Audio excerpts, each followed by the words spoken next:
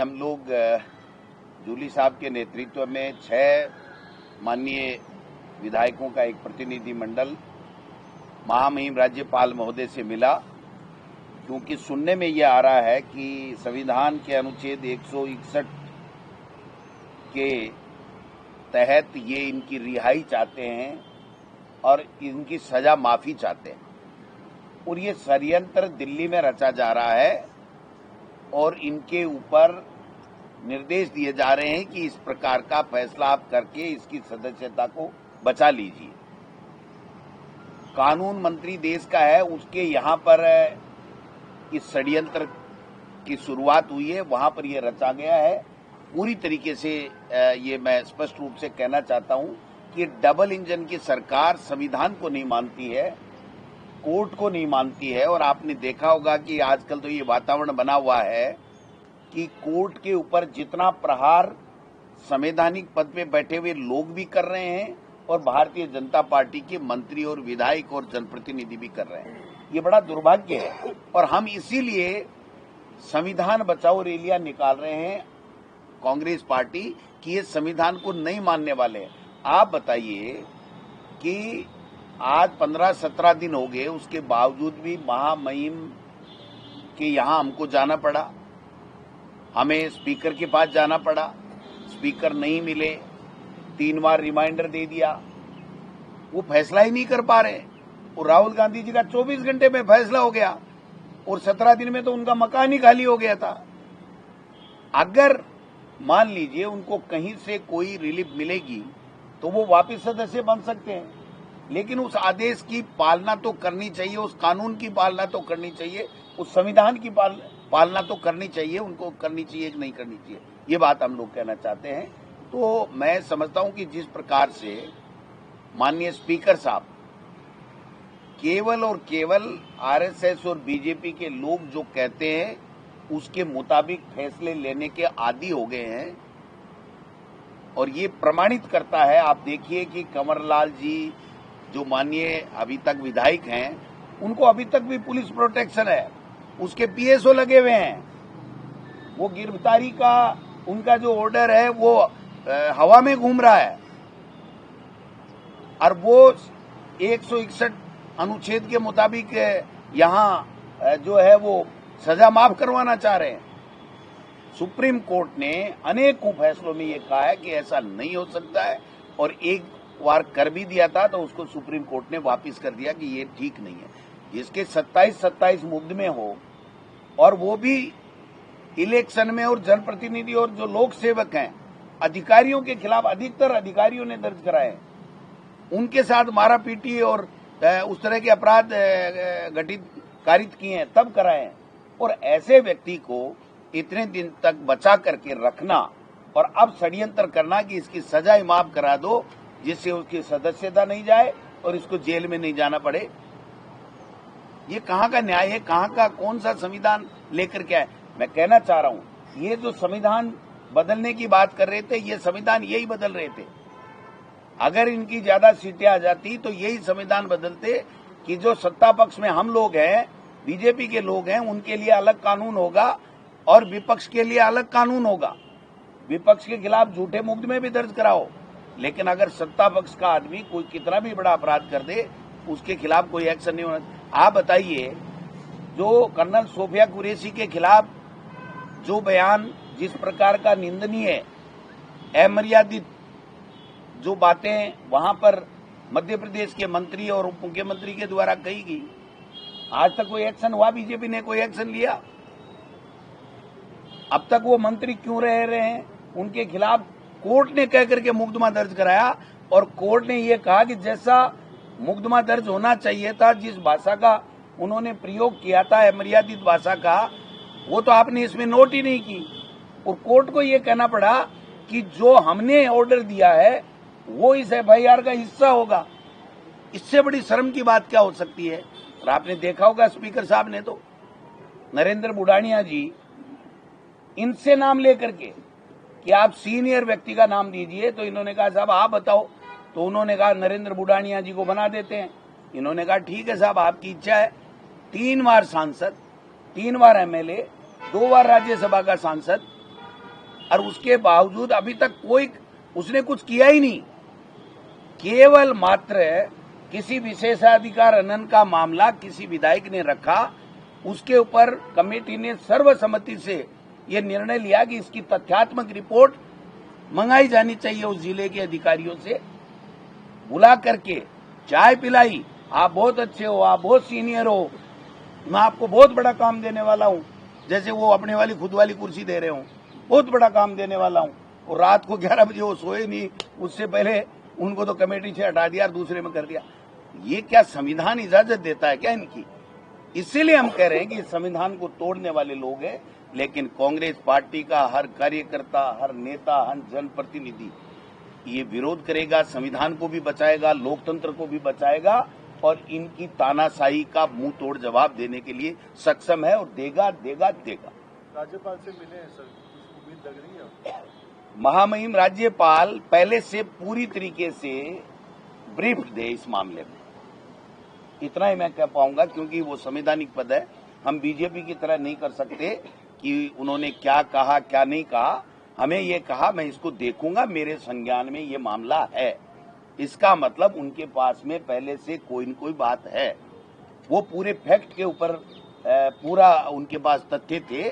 तो मैं समझता हूं कि हमें आज उनके ऊपर प्रश्न उठाने का कोई अधिकार नहीं बनता है। हमने हमारी बात कही है और हम उम्मीद करते हैं कि महामहिम न्याय करेंगे और जो भारत का कानून, जो भारत का संविधान, जो भारत का सुप्रीम कोर्ट जो कहेगा उसके मुताबिक ही वो फैसला करेंगे और कंवरलाल जी की सदस्यता 100% जाएगी।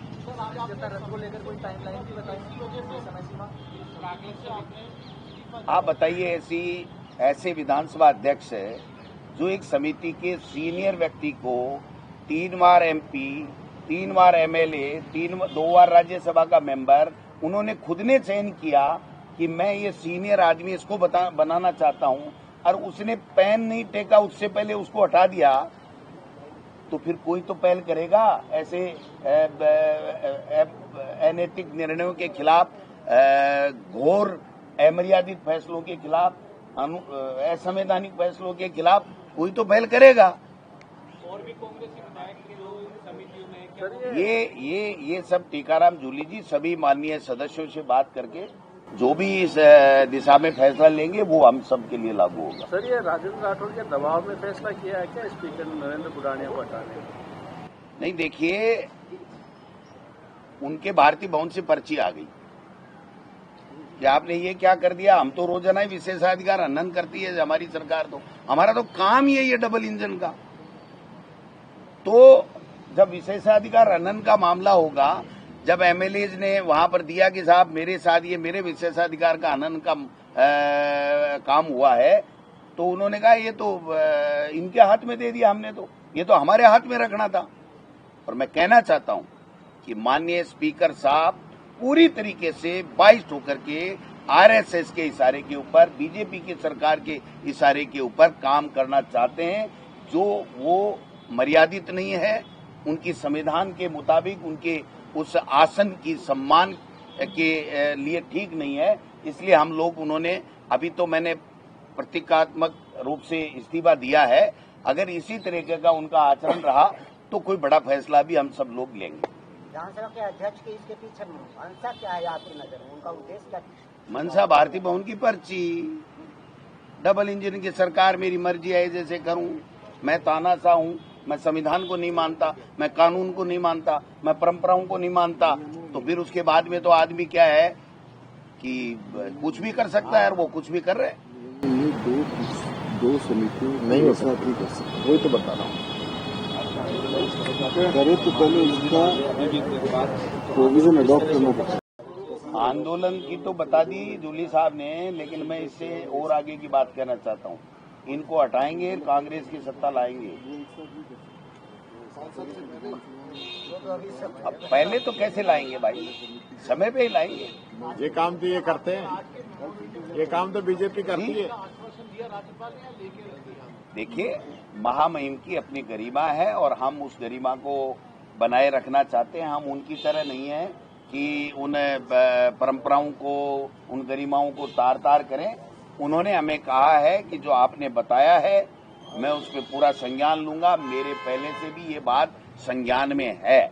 वो घटना की तारीख, पिस्तौल वगैरह वगैरह पे सब पे चर्चा कर रहे थे, इसका मतलब उनके संज्ञान में पूरा मामला है। हमने भी हमारी बात पूरी की पूरी बताई है और हमने ये भी लिखा है कि संविधान ये 161 का प्रयोग कभी हुआ नहीं है और होगा भी नहीं, और सुप्रीम कोर्ट में एक बार देश में हुआ था, उसको सुप्रीम कोर्ट ने वापस पलट दिया था।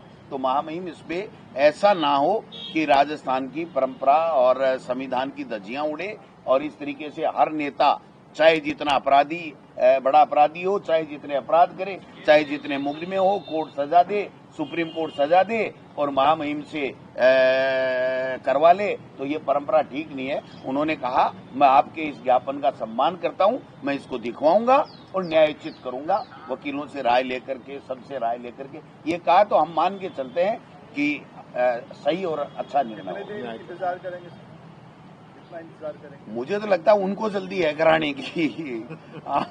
हमें तो आंदोलन का एक रास्ता दिया है तो अच्छी बात है हमारे लिए तो, लेकिन उनको जल्दी है क्योंकि उनके कल हो गया, वो सुप्रीम कोर्ट में दोबारा लग जाएगा कि साहब आपने 14 दिन कहा था, वो 14 दिन क्या हुआ, वो तो घूम रहा है पीएसओ लिए हुए।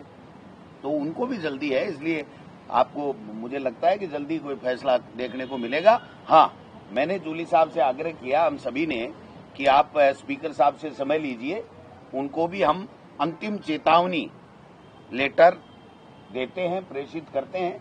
इन्होंने उनसे बात की थी कल, उन्होंने कहा मैं तो अजमेर हूं, तो अब अजमेर से जब भी पधार जाएंगे, इनको समय दे देंगे, तब जाकर के उनसे भी एक बार अंतिम आग्रह किया जाएगा कि आप कानून को मत तोड़िए, आप संविधान को मत तार-तार कीजिए, परंपराओं को, नियमों को अवहेलना मत कीजिए। सारी चीजें हम तो करेंगे, बाकी तो फैसला तो उनका है साहब। के साथ साथ आप भी जाओगे क्या? कंवरलाल के मुद्दे पर स्पीकर है वासुदेव देवनानी और जो गवर्नर है वो सरकार के प्रेशर के अंदर, दो डबल इंजन की सरकार प्रेशर में है, दिल्ली भी प्रेशर में है और यहां भी है। वरना एक बात बताइए, ऐसी क्या बात आ गई कि सुप्रीम कोर्ट के 3 जजों की बेंच ने ये कह दिया कि आप अंदर जाइए, और उसके बावजूद भी आज कितने दिन से लिए बैठे हैं। अकेले कंवरलाल की औकात नहीं है कि वो इस तरीके से हाईजैक कर ले पूरे सिस्टम को और फैसला नहीं होने दे और देवनानी जी को अजमेर के लिए बिना काम ही रवाना कर दे। आपका मतलब है मोदी सरकार प्रेशर क्रिएट कर रही है? 100% डबल इंजन की सरकार, 100%। जब कानून मंत्री के यहाँ चर्चा चल सकती है, देश के कानून मंत्री के यहाँ, तो आप समझ सकते हो कि दोनों सरकारें शामिल है और मुख्यमंत्री को भी आज बुलाया है। तो पूरी तरीके से संविधान की धज्जियां उड़ाने के लिए डबल इंजन की सरकार आतुर है। ये तो अपने आप को संविधान का रक्षक बताते हैं, तो आज संविधान फर्जी बातें करते हैं, वो नकली लोग हैं, है ना। काय का संविधान, झंडा तो नहीं लगाते थे आरएसएस के भवन पे, आज बातें कर रहे हैं जब उनकी सत्ता आ गई तो।